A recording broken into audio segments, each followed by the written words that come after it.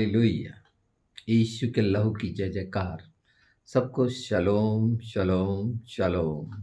तो हम उसको कंटिन्यू करते हैं जो पिछले समय में हम जान रहे थे, और स्वभाव को भी, और दायित्व को जानना जरूरी है, अपने अपने कर्तव्य को जानना जरूरी है। आत्मिक कर्तव्य के लिए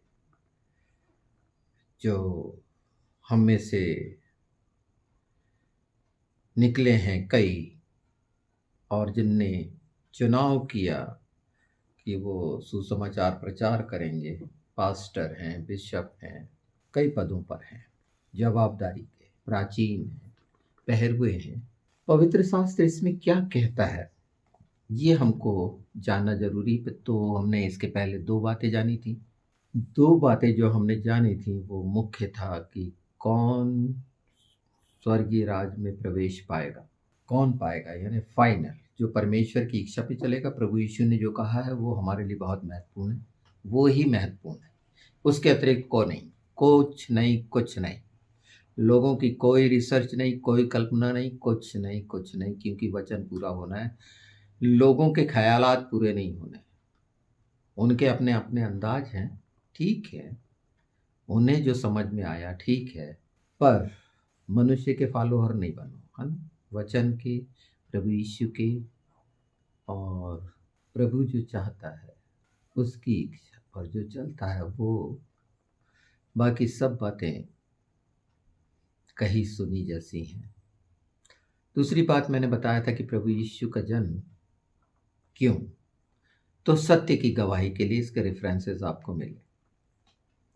तो प्रभु यीशु के जन्म के बारे में अगर हम देखें तो लूका 1 में प्रभु यीशु का जन्म में एक शॉर्ट कर देता उसका कि क्या क्या हुआ था। जिब्राइल ने आके कैसे जकरिया से बात करी थी, और वहाँ की घटना अच्छे से याद है कि जब जिब्राइल को बोलना पड़ा मैं परमेश्वर के सामने खड़ा रहता हूँ, तो कहने का मतलब ये है प्रतीति नहीं करना। प्रतीति नहीं करी थी, चेलों ने प्रतीति नहीं करी थी, यहाँ पर हमने रोका था। यानी जीवित होने के देखने के बाद भी प्रतीति नहीं की थी। ये शब्द आपके जहन में रहना चाहिए। प्रतीति करना, जो प्रभु यीशु ने बोला कि प्रतीति कर लो कि तुमने जो मांगा है वो तुम्हें मिल गया, क्योंकि उसके पास है इसीलिए। और वो जीवित पुनरुत्थान की सामर्थ पर हुआ परमेश्वर। यहाँ पर भी वही बात है कि गूंगा हो गया, कितनी कठिनाई हुई होगी यूहन्ना की माँ को, है ना। 6 महीने लग गए थे, जब तक मरियम नहीं आई तब तक बहुत परेशानी।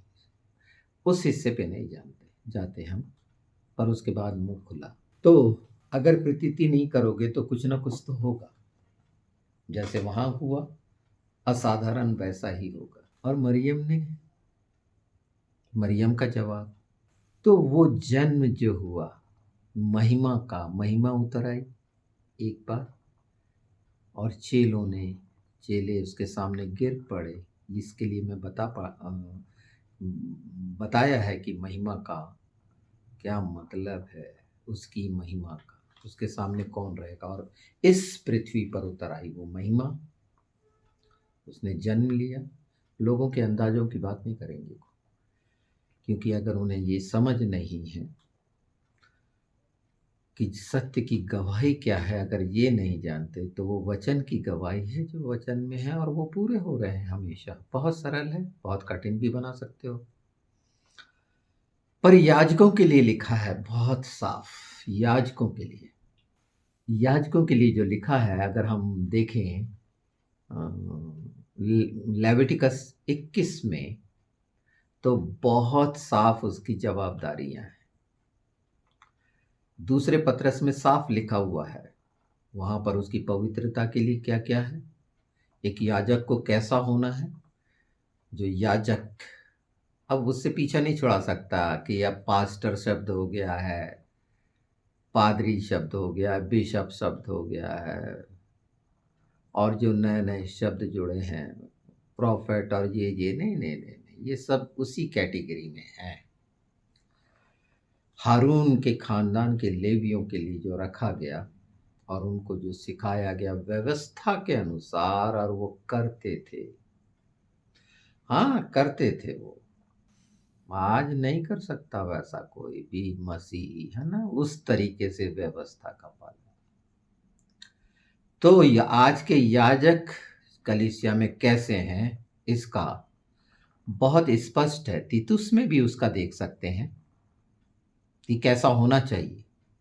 और 21 को जरूर पढ़िए, लेविटिकस, लेव व्यवस्था 21 बहुत साफ है याजकों के लिए, क्योंकि भरमाने और भटकाने और जिस तरह से है भेड़ों को ठोकर खिलाने और गुमराह, तो ये मैं भेड़ों के लिए कह रहा हूं कि अपने पास्टर को देखें, उस व्यक्ति को देखें जो एक पद पर बना हुआ है संसार के, कि वो क्या कर रहा है, क्या सिखा रहा है, क्या कह रहा है।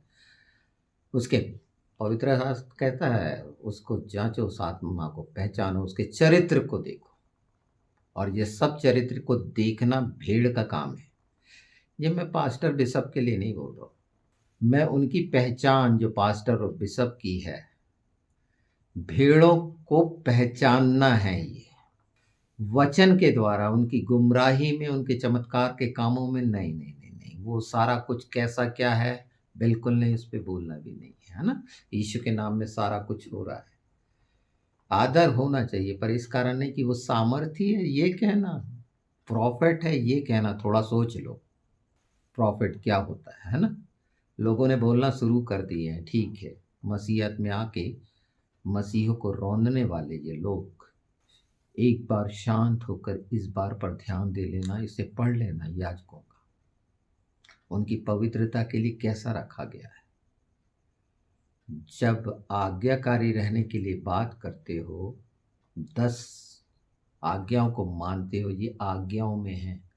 ये कहने से नहीं कि ये व्यवस्था की किताब में है, ये लेव व्यवस्था बता रहा हूँ।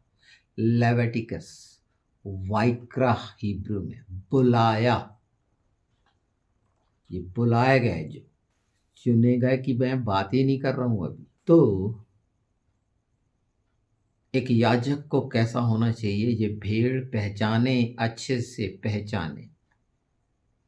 और इन्हीं में, इसके पहले मैंने बता दिया है कि रोमियो 4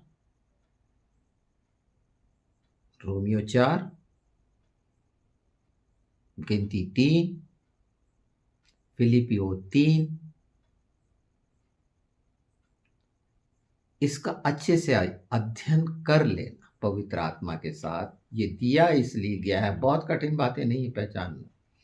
इसमें साफ साफ व्यवस्था को जानोगे, आत्मा को जानोगे, शरीर को जानोगे। इसमें वो बातें जो आवश्यक है जानना, पहचानने के लिए, वो आपको मिलेगी। दूसरा तीमुथियुस 3 बहुत अच्छे से इसको देख लेना।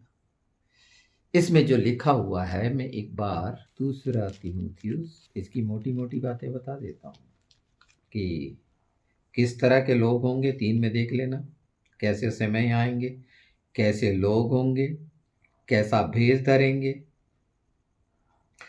कैसे बहकाएंगे स्त्रियों को।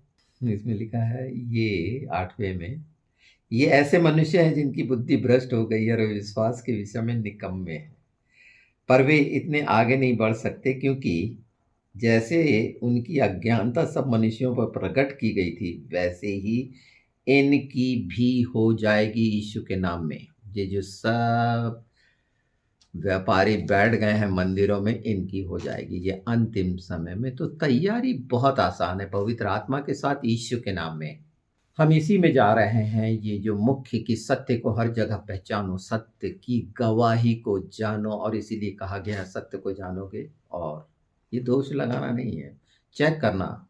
जब परमेश्वर कहता है कि मेरे को परखो, तो ये जो मट्टी है इससे क्यों डरते हो? वचन को अच्छी रीति से उसके बेटे बन के, वारिस बन के, अधिकारी बन के उस पर, हाँ, इनसे घबराने की जरूरत नहीं है। ये शाप नहीं दे सकते। यीशु के नाम में ये अधिकार है ही नहीं इनको। ये धूल की पैर झाड़ने योग्य भी नहीं है, क्योंकि ये चेलों का काम है। यानी अच्छे से समझ लो, चेलों और ये सारा कुछ, और जिस तरह से पंथ आए हैं, इसमें मैंने बहुत, पवित्र आत्मा ने दिखाया कि कैसे कैसे ये कल्ट आए हुए हैं और नाना प्रकार की कौन कौन सी बातें डाली हैं। इनमें से आप थोड़े से बहुत हो जाओगे। बहुतों की जरूरत नहीं है, बहुत बड़ी भीड़ों की जरूरत नहीं है जो बताते हैं कि हमारी कलीसिया, नहीं नहीं नहीं नहीं नहीं, एक काफ़ी है। वो दाऊद के जैसे हो जाएगा, वचन कहता और आमीन है। तो उन्हें तो बचना ही है जो बहके हैं दुष्ट आत्माओं के द्वारा, कैसे कैसे हादसे हो रहे हैं और मनमानी और रीति रिवाज दिखाने वाले फरीसी जैसे। तो इसको बहुत आराम से लीजिए, शांति से, खुशियों से, है ना। ये जो मैं इसलिए बता रहा हूँ, परमेश्वर के अतिरिक्त, पवित्र आत्मा के अतिरिक्त, यीशु मसीह के अतिरिक्त कोई नहीं है इस पृथ्वी पर जो मुझे डरा सके, धमका सके, कर ही सके या कर सके, कुछ नहीं। हाँ, उन सब मेरे भाई हैं जो सच में यीशु ने कहा था, वही जो परमेश्वर की इच्छा पर चलता है, स्वर्गीय पिता की, और ये सब जवाबदेह हैं वहाँ। मैं किसी का न्यायी नहीं। तो प्यारे प्रभु की भीड़ों, उसकी प्रजा, उसके बच्चों, उसकी संतानों, जो हम सब हैं, तो ये जानना जरूरी था कि याजकों का कैसा है। और उसके लिए जब हम सीख रहे हैं पवित्र आत्मा के द्वारा, जो एट्रीब्यूट मैंने बताए थे, ये 50वां दिन जो पवित्र आत्मा का पाने का आ रहा है वो समय, और ये 50वां दिन जिसमें 25 दिन तो हो गए आज तक, और उसके बारे में मैंने बता दिया था। और वो इसीलिए बताया था कि मनुष्य के इमोशनल जो एट्रीब्यूट हैं उनको जाने, और सातों में परफेक्ट होने के लिए पवित्र आत्मा है। जैसे ये चार भस्म करने वाली आत्मा है, पॉल्यूशन को खत्म करने के लिए। प्रतीति करना, वचन कह दे, प्रभु यीशु ने कह दिया है, प्रतीति करना, वो पूरा होना है, हमेशा होना है। एक बात बहुत अच्छे से समझिए, आप में से हर कोई शक्तिशाली होना चाहता है, बिल्कुल होना चाहिए। बहुत सुंदर होना चाहता है, बिल्कुल होना है। बहुत प्रेम करने वाला बनना चाहता है, बिल्कुल। हर बात में विजयी होना चाहता है, बिल्कुल। हक है, अधिकार है। पर ये सब मैं जो बता रहा हूँ, ये सांसारिकता का नहीं बता रहा हूँ, शक्तिशाली ये और नहीं नहीं नहीं, आत्मिक जीवन में, आत्मिक जीवन की बात कर रहा हूँ मैं। स्वर्गीय स्थानों में उसकी समानता और स्वरूप की बात कर रहा हूँ कि जब ये सातों एट्रीब्यूट, जिसको हम, इसके पहले मैंने बताया है, खेशेत, केवरा, हिब्रू बोल रहा हूँ, याद कर लो। अच्छा, इसका मज़ा आएगा, इसका एंजॉय करना ना। ये है क्या, एक समय पवित्र आत्मा इनकी और समझ देंगे, और आगे बढ़ो ना इसमें, क्योंकि ये आपके सामने नहीं आया, इसलिए मैं बता दे रहा हूँ कि ये एट्रीब्यूट, उसके डिवाइन एट्रीब्यूट, सात आत्माओं के, जैसे या 11, तैफिरत, नज़ाक, होद, यशुद, मालकूत, ये सब एक दूसरे से जुड़े हुए हैं। अगर इसको इंग्लिश में मैं कर दूँ, बोलूँ तो काइंडनेस, रेस्ट्रेंट, जो संयम को बोलते हैं, काइंडनेस दया को बोलते हैं, खेशियत, तैफिरत सद्भाव को बोलते हैं, हार्मोनी, नेतजाक एम्बिशंस को बोलते हैं, महत्वाकांक्षा, होद विनम्रता को बोलते हैं, ह्यूमिलिटी, और योशोद जुड़ने को, कनेक्शन को, कनेक्ट होने को इन सारी चीज़ों में। और सब एक दूसरे को पूरा पूरा करती हैं, ये सब एक दूसरे को पूरा करती हैं।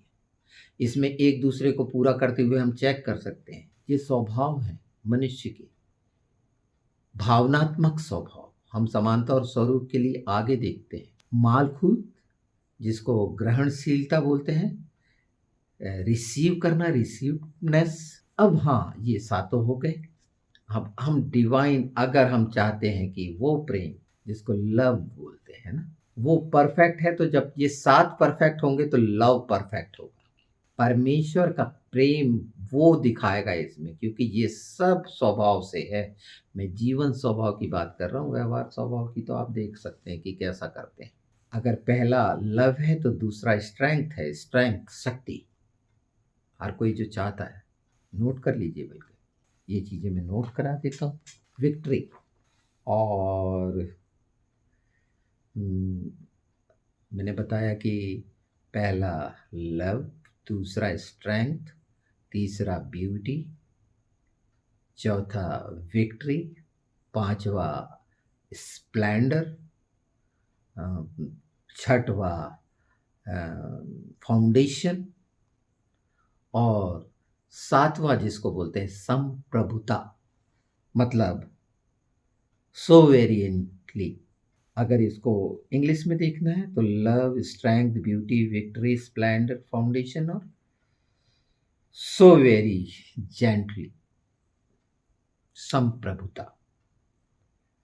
तो वास्तविक प्रेम, वास्तविक वो ताकत जो निर्बलता में प्रकट होती है, वो सौंदर्य, उसकी शोभा जो जीवन में सच्चाई से आती है, नम्रता और दीनता से आती है, पवित्रता से आती है, धार्मिकता से आती है और अनुग्रह से आती है। ये सारी चीजें जो अनुग्रह के कारण वचन देधारी हुआ, ये देधारी हुआ ना, ये प्रकाशन आपके सामने आ रहा है कि ये सातों चीजें एक्चुअली आप नींव पर होंगे, फाउंडेशन पर।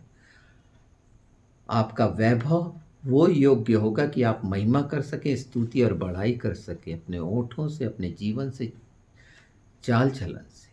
जब वचन कहता है कि तुम राजवंश हो, पदधारी याजकों का समाज हो, सब बोल देते हैं हाँ हम याजक हैं, तो याजक कैसा होना चाहिए और उसके परिवार के लोग कैसा होना चाहिए। इसीलिए मैंने बोला लय व्यवस्था 21 पढ़ लेना, और ये जितने मैंने रेफरेंस दिए हैं इनको पढ़ लेना।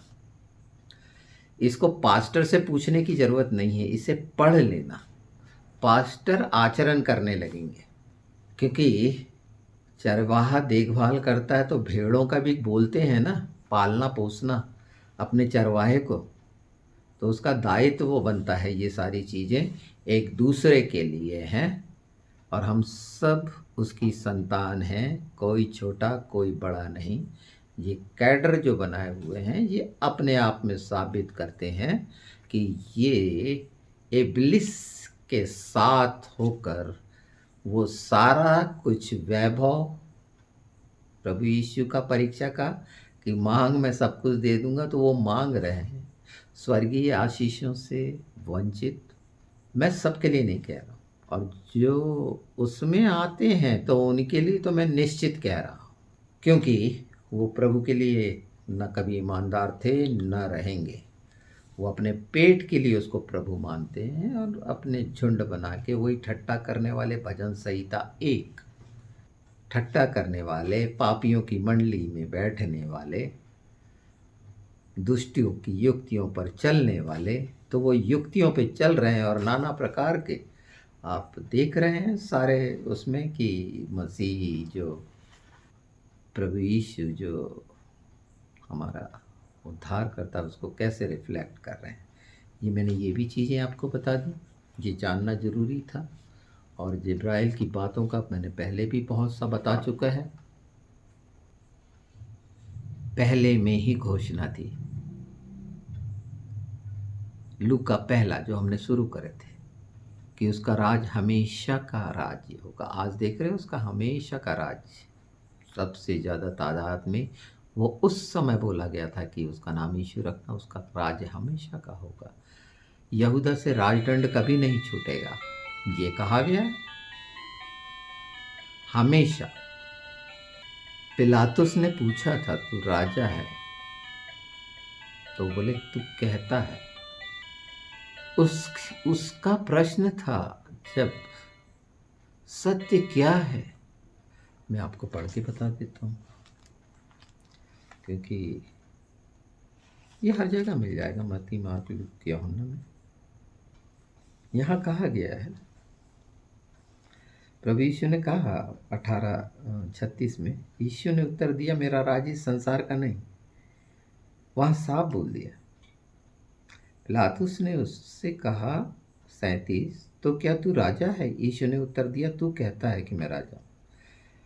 मैंने इसलिए जन्म लिया, ये मैंने आपको पिछले रेफरेंस में बताया था, और इसीलिए संसार में आया कि मैं सत्य की गवाही दूं।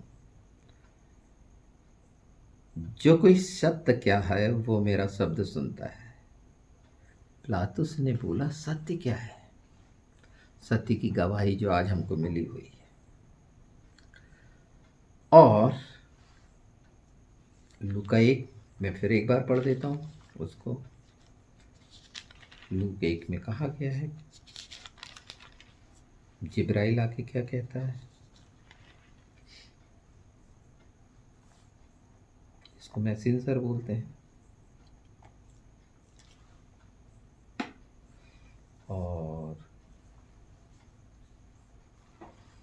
इसमें जो कहा गया है, मरियम से जब कह रहे हैं जिब्राइल, 31 से पढ़ दे, देख तू गर्भवती होगी और तेरे एक पुत्र होगा, तू उसका नाम यीशु रखना। वो महान होगा, परम प्रधान का पुत्र कहलाएगा, और पुत्र परमेश्वर उसके पिता दाऊद का सिंहासन उसको देगा, और वह याकूब के घराने का पर सदा राज्य करेगा, और उसके राज्य का अंत ना होगा।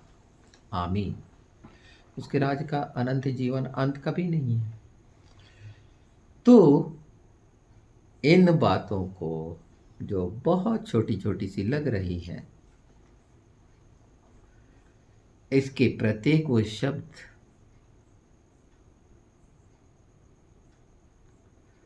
हमेशा पूरे हुए। ये जिब्राइल ने बोला, ये झूठों को जवाब देने के लिए नहीं है, आप के लिए है कि इसे पूरी तरह से आत्मसात कर लेंगे। तो ये 7 बातें जो मैंने बताई हैं कि प्रेम को पहचानना, जानना, शक्ति को जानना पहचानना, विजय को जानना पहचानना, सौंदर्य को जानना पहचानना, वैभव को जानना पहचानना, नींव को जानना पहचानना, और संप्रभुता को जानना पहचानना, ये जीवन में तब आएगा जब ये 7 स्वभाव जो दया के हैं, विनम्रता के हैं, संयम के हैं, महत्वाकांक्षा के हैं, ग्रहणशीलता के हैं,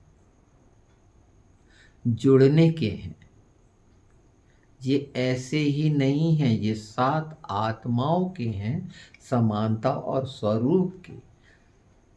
एक एक दिन के लिए अगर अपने जीवन में इनको जानोगे कि महत्वाकांक्षा में महत्वाकांक्षा क्या है मेरी, उन सारी चीज़ों को कैलकुलेट, संयम और विनम्रता और सद्भाव, ये सब ग्रहणशीलता आपके सामने सब आएगा यीशु मसीह नासरी के नाम में, पवित्र आत्मा की मदद से। ये मांगना नहीं, करना पड़ेगा। और जब परमेश्वर ने हम सबको सर्वोत्तम कृति बनाया है, आपका जीवन बहुत खूबसूरत हो, अंदर बाहर चारों ओर से। और मैंने बता दिया बिगाड़ने वाले किस तरह से बिगाड़ने वाले हैं, तो भेड़ें वो पढ़ लें। अपने याजकों के लिए प्रार्थना करें। अगर ऐसी कोई शंका है, संदेह है, तो प्रार्थना करें, पवित्र आत्मा की मदद मांगें, और न्याय के सिंहासन के सामने खड़ा करें सबको। और वो भस्म करने वाली आत्मा तो जरूर मांगे जो उनके जीवनों को नया कर देगी। ये भलाई का परमेश्वर आपके लिए भलाई रख रहा है यीशु मसीह नासरी के नाम में। सबको चलो।